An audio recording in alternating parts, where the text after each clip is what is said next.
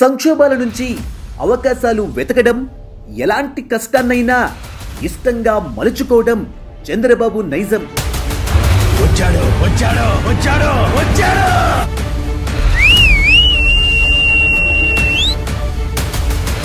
రాజకీయాలు ప్రజా శ్రేయస్సు కోసమే తప్ప అందులో స్వార్థ ప్రయోజనాలు కనిపించవు. సామాజిక, రాజకీయ, ఆర్థిక స్థితిగతులను ఎప్పటికప్పుడు బ్యారీజు వేసుకుంటూ పరిస్థితులకు అనుగుణంగా తాను మారుతూ ప్రజలను మారుస్తూ నేటికి 75 వసంతాలు పూర్తి చేసుకున్నారు. ముఖ్యమంత్రి ఈ హౌస్ వస్తాను తప్ప అదర్వైజ్ నాకు ఈ రాజకీయాలు అవసరం లేదు. నారా చంద్రబాబు నాయుడు అనే నేను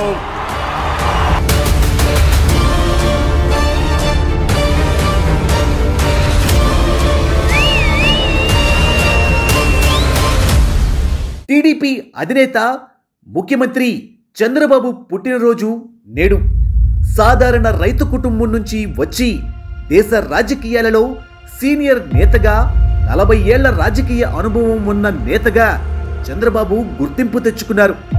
25 ఏళ్లకే ఎమ్మెల్యేగా, 28 ఏళ్లకే మంత్రిగా బాధ్యతలు స్వీకరించారు. ఉమ్మడి ఆంధ్రప్రదేశ్లో తెలుగుదేశం పార్టీ అధినేతగా, ముఖ్యమంత్రిగా, ప్రధాన ప్రతిపక్ష నేతగా రాజకీయాలలో కీలకంగా వ్యవహరించారు. అటు ఢిల్లీ రాజకీయాలలోనూ చంద్రబాబు కీలక పాత్రను పోషించారు. విభజన తరువాత నవ్యాంధ్రకు తొలి ముఖ్యమంత్రిగా బాధ్యతలు స్వీకరించారు. 2024 ఎన్నికల్లో అఖండ విజయం సాధించి ముఖ్యమంత్రిగా మరోసారి తన సత్తాను చాటారు. చంద్రబాబు నాయుడు 1950 ఏప్రిల్ 20వ తారీఖున ప్రస్తుత ఆంధ్రప్రదేశ్లోని తిరుపతి జిల్లాలోని నారావారిపల్లెలో ఒక వ్యవసాయ కుటుంబంలో నారా ఖర్జూర నాయుడు మరియు అతని భార్య అమనమ్మ దంపతులకు జన్మించారు. ఆయనకు ఒక తమ్ముడు నారా రామ్మూర్తి నాయుడు మరియు 2 చెల్లెళ్ళు ఉన్నారు. తన గ్రామంలో పాఠశాల లేకపోవడంతో నాయుడు 5వ తరగతి వరకు శేషాపురంలోని ప్రాథమిక పాఠశాలలో మరియు 10వ తరగతి వరకు చంద్రగిరి ప్రభుత్వ ఉన్నత పాఠశాలలో చదివాడు.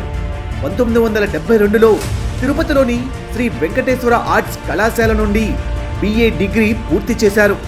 శ్రీ వెంకటేశ్వర విశ్వవిద్యాలయం నుండి ఆర్థిక శాస్త్రంలో మాస్టర్స్ డిగ్రీ పొందారు.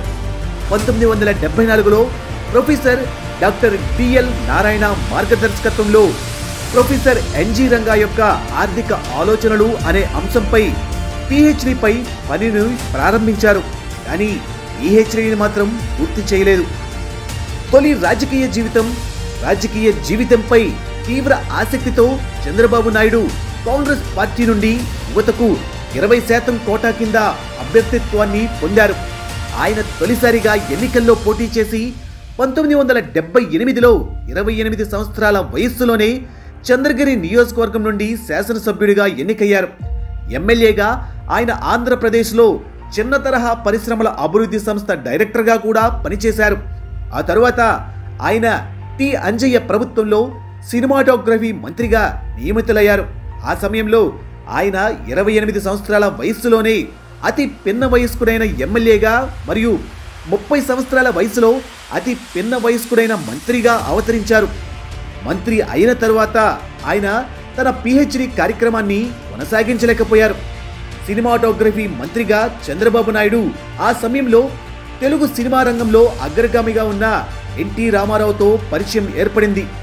చిన్న వయసులోనే చంద్రబాబు నాయుడు సాధించిన విజయాలకు ముగ్ధుడైన ఎన్టీఆర్ తన కుటుంబంతో వివాహ ప్రతిపాదన చేశాడు. 1981లో చంద్రబాబు నాయుడు ఎన్టీఆర్ 2వ కుమార్తె భువనేశ్వరిని వివాహం చేసుకున్నారు. 1982లో ఎన్టీఆర్ తెలుగుదేశం పార్టీ టీడీపీని స్థాపించి 1983లో జరిగిన ఆంధ్రప్రదేశ్ అసెంబ్లీ ఎన్నికల్లో విజయం సాధించింది. ఆంధ్రప్రదేశ్ శాసనసభలో అత్యధిక సీట్లు కైవసం చేసుకుంది టీడీపీ. ఈ ఎన్నికల్లో చంద్రబాబు కాంగ్రెస్ పార్టీ తరపున పోటీ చేసి ఓడిపోయారు. అనంతరం మామ నందమూరి రామారావు పిలుపు మేరకు చంద్రబాబు తెలుగుదేశం పార్టీ టీడీపీలో చేరారు. ప్రారంభంలో చంద్రబాబు నాయుడు పార్టీ పనులు, శిక్షణ శిబిరాలను నిర్వహించడం, సభ్యత్వ రికార్డులను కంప్యూటరీకరించడంలో నిమగ్నమయ్యారు. నాదెండ్ల భాస్కర్ రావు తిరుగుబాటు కారణంగా ప్రభుత్వంలో 1984 ఆగస్టు సంక్షోభం సమయంలో అతను క్రియాశీల పాత్రను పోషించారు. ఎన్టీఆర్ 1986లో చంద్రబాబు నాయుడిని టీడీపీ ప్రధాన కార్యదర్శిగా నియమించారు. 1989 అసెంబ్లీ ఎన్నికల్లో కుప్పం నియోజకవర్గం నుంచి టీడీపీ అభ్యర్థిగా చంద్రబాబు నాయుడు పోటీ చేసి 5,000 ఓట్ల తేడాతో గెలుపొందారు. అయితే ఐఎన్సీ ఎన్నికల్లో తిరిగి అధికారాన్ని చేజిక్కించుకుంది. దీంతో ఆయన ప్రతిపక్షంలో కూర్చోవలసి వచ్చింది.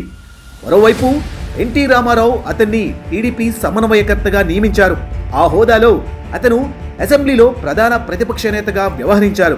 ఇక 1994 ఎన్నికల్లో కుప్పం నియోజకవర్గం నుంచి గెలుపొందారు. ఎన్టీ రామారావు మంత్రివర్గంలో ఆర్థిక రెవెన్యూ మంత్రిగా కూడా పనిచేశారు. 1995-2004 మధ్యకాలంలో చంద్రబాబు నాయుడు ప్రభుత్వంలో 9.5 సంవత్సరాల కాలంలో దేశంలోనే అత్యంత గుర్తింపు పొందిన ముఖ్యమంత్రి అయ్యారు.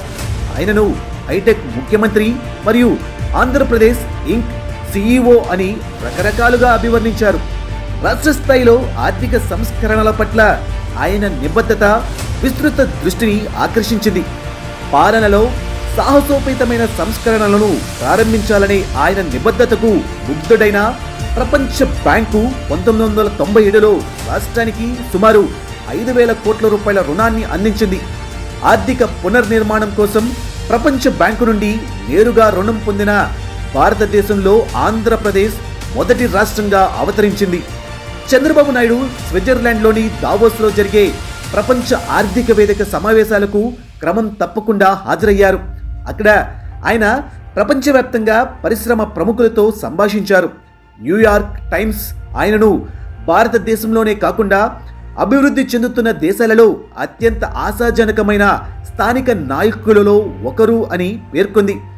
Microsoft chairman bill gates, Chandrababu Naidu న్యూఢిల్లీలో జరిగిన సమావేశాలు, ఆ తర్వాత 2002లో బిల్ గేట్స్ హైదరాబాద్ పర్యటన, ఇక 2000లో అమెరికా అధ్యక్షుడు బిల్ క్లింటన్ పర్యటన చంద్రబాబు నాయుడు ఖ్యాతిని పెంచడంలో గణనీయమైన పాత్రను పోషించాయి. ఇక హైటెక్ సిటీ, అంతర్జాతీయ విమానాశ్రయం నుండి ఇండియన్ స్కూల్ ఆఫ్ బిజినెస్ ISBతో సహా హైదరాబాద్లో ఆధునిక మౌలిక సదుపాయాల అభివృద్ధికి ఆయన ఘనత వహించారు. చంద్రన్న పుట్టినరోజంటే పార్టీ శ్రేణులకు పండుగే అని టీడీపీ శ్రేణులు పేర్కొంటున్నాయి. తెలుగుదేశం పార్టీ జాతీయ అధ్యక్షులు నారా చంద్రబాబు నాయుడు పుట్టినరోజు సందర్భంగా మన నాయకుడు ఛానల్ రూపొందించిన వీడియో సోషల్ మీడియాలో షేర్ చేస్తూ సందడి చేస్తున్నారు అభిమానులు, కార్యకర్తలు. సాధారణ జీవితం, క్రమశిక్షణ, కార్యదక్షత చంద్రబాబు వ్యక్తిత్వ లక్షణాలు. మౌలిక సదుపాయాల పట్ల ఆయన దృష్టికోణం ఎన్నో రాజకీయ నాయకులకు మార్గదర్శకంగా నిలుస్తుంది. ఒక విజన్, ఓ పట్టుదల, ప్రజల పట్ల నిబద్ధత, ఇవే చంద్రబాబు నాయుడు రాజకీయ ప్రయాణాన్ని నిర్వచించే 3 పదాలు. ఆయనకు ఈ పుట్టినరోజు సందర్భంగా దీర్ఘాయుష్మంతుడై ప్రజాసేవలో మరెన్నో విజయాలు సాధించాలని కోరుకుంటూ మన నాయకుడు ఛానల్ తరపున మా నాయకుడు CBN గారికి జన్మదిన శుభాకాంక్షలు తెలియజేస్తున్నాం.